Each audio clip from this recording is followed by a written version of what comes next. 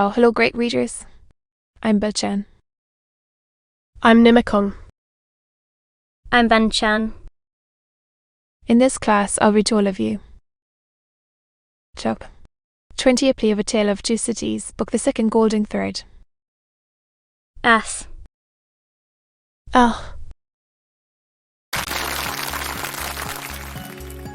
A Tale of Two Cities, Book the Second, Golden Thread.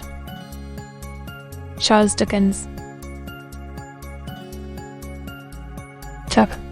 20 A Plea. When the newly married pair came home, the first person who appeared to offer his congratulations was Sidney Carton.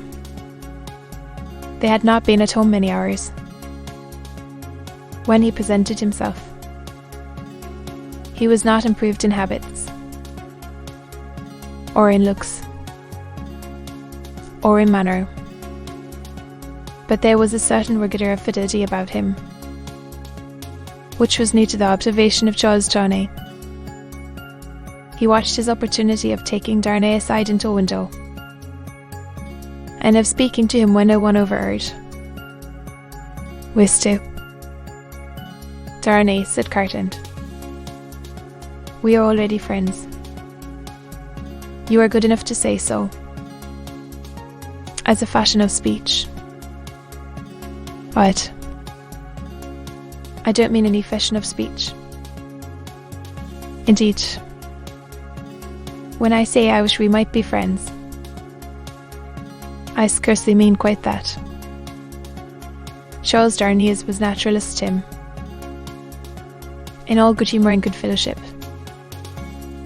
What he did mean, "Upon my life," said Carton, smiling, "I find that easier to comprehend in my own mind than to convey to yours. However, let me try. I remember it too. The curse of those occasions is heavy upon me, for I always remember them. I hope it may be taken into account one day, when all days are at an end for me. Don't be alarmed. I am not at all alarmed.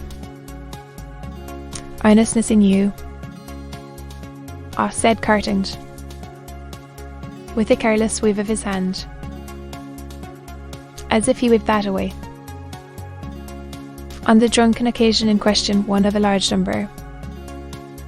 As you know, I was insufferable about liking you, and not liking you. Fashion of speech again. But, Mr. Darnay, oblivion is not so easy to me, as you represent it to be to you. I have by no means forgotten it. If it was a light, sir," returned Darnay, "I beg your forgiveness for it. I had no other object than to turn a slight thing, which, to my surprise, seems to trouble you too much. Aside, I declare to you, on the faith of a gentleman, that I have long dismissed it from my mind. Good heaven, what was there to dismiss? Have I had nothing more important to remember?" "As to the great service," said Carton, "I am bound to avow to you, when you speak of it in that way, that it was mere professional claptrap. I don't know that I cared what became of you when I rendered it. Mind, I say when I rendered it."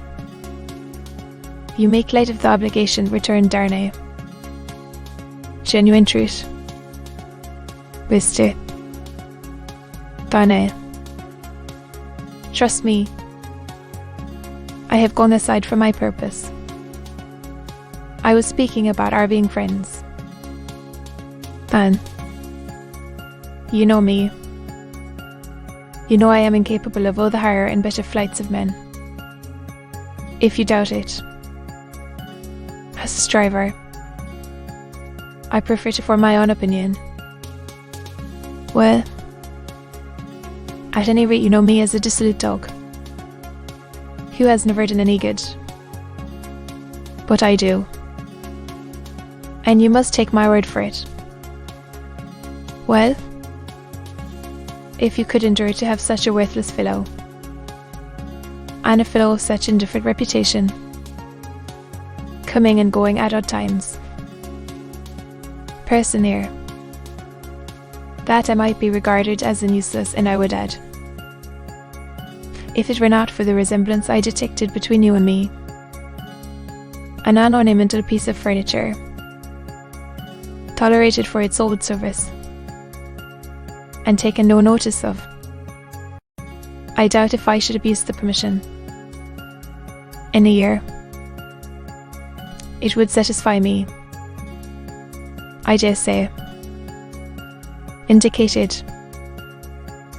I thank you. Darnay. I think so. Cartoned. They shook hands upon it, and Sydney turned away. Within a minute afterwards, he was, to all outward appearance, as insubstantial as ever. When he was gone, and in the course of an evening passed with Miss Purse, the doctor, and Mr. Horry, Charles Darnay made some mention of this conversation in general terms, and spoke of Sydney Carton as a problem of carelessness and recklessness. He spoke of him, in short, not bitterly or meaning to bear hard upon him, but as anybody might who saw him as he showed himself. But when he afterwards joined her in their own rooms, mocked. "We are thoughtful tonight," said Darnay, drawing his arm about her. "Yes, dearest Charles," with her hands on his breast, and the inquiring and attentive expression fixed upon him. "We are rather thoughtful tonight. What is it? Will you promise not to press one question on me?" "Will I promise?" "What?" "Indeed." With his hand putting aside the golden hair from the cheek, and his other hand against the heart that beat for him, "I think, Charles, for Mr. Indeed, my own, that is what you are not to ask me. If you know it, it is enough. What would you have me do?" "I would ask you, dearest, to be very generous with him always, and very lenient on his faults when he is not by. I would ask you to believe that he has a heart he very seldom reveals, and that there are deep wounds in it. My dear, it is a painful reflection to me," said Charles Darnay, quite astounded, "that I should have done him any wrong. My husband, it is so. I fear he is not to be reclaimed. There is scarcely a hope that anything in his character or fortunes is reparable now. But I am sure that he is capable of good things, gentle things." She looked so beautiful in the purity of her faith in this lost man, that her husband could have looked at her as she was for hours. And "Oh, my dearest love," she urged, clinging near to him, laying her head upon his breast, and raising her eyes to his. "Remember how strong we are in our happiness." The supplication touched him home. I will always remember it. Dear heart. He bent over the golden head and put the rosy lips to his and folded her in his arms. If one forlorn wanderer then pacing the dark streets could have heard earnest in disclosure, soft blue eyes so loving of that has been, lips for the first time, to be continued.